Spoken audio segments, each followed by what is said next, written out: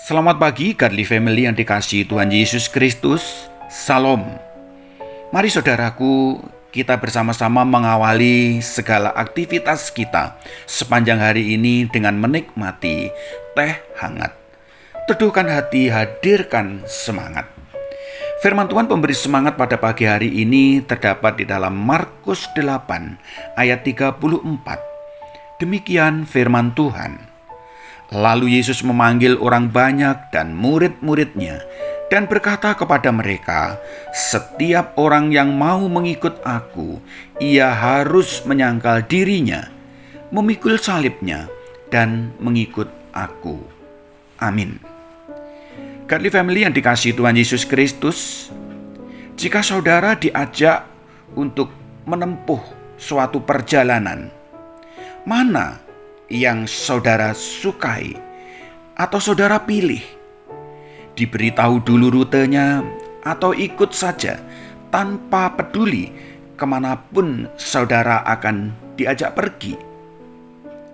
Saudaraku, perjalanan mengikut Yesus ternyata bukanlah perjalanan yang asal ikut saja. Yesus memberitahu murid-muridnya mengenai apa yang harus mereka lakukan dalam perjalanan mengiring Dia. Yesus berkata bahwa menjadi murid Tuhan berarti menyangkal diri, memikul salib, dan mengikut Tuhan. Apa maksud Tuhan ini?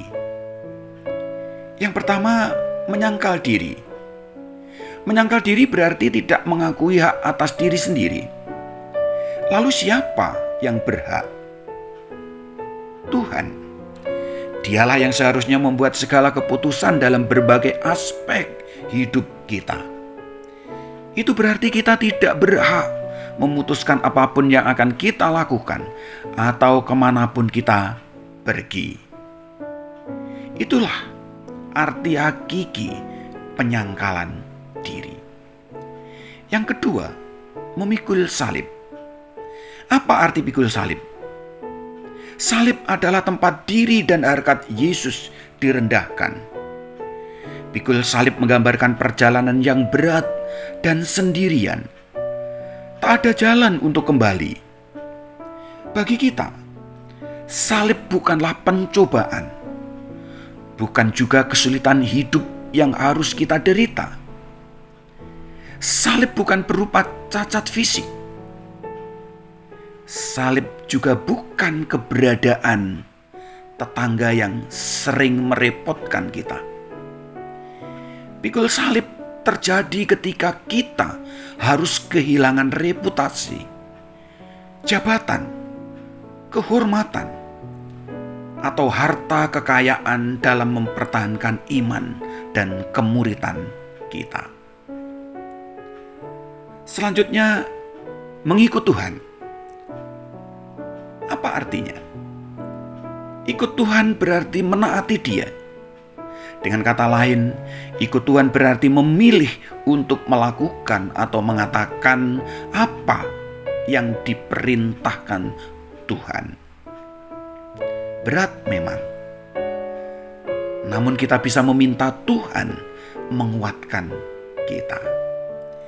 Godly Family yang dikasihi Tuhan Yesus Kristus, setelah kita bersama-sama memahami penjelasan ini, kita ditantang makin siap atau makin gentarkah kita untuk terus mengikut Dia. Ingatlah bahwa sangkal diri, pikul salib, dan ikut Tuhan bukan tindakan yang dilakukan sekali saja.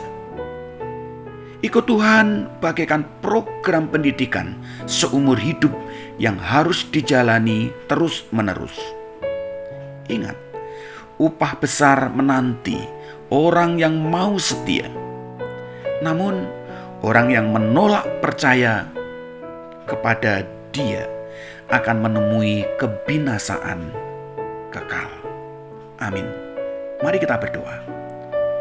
Bapa di surga, kami mengucap syukur dan terima kasih untuk kebenaran firman-Mu pagi ini. Firman-Mu sungguh menguatkan hati kami untuk kami terus berjalan bersama Engkau.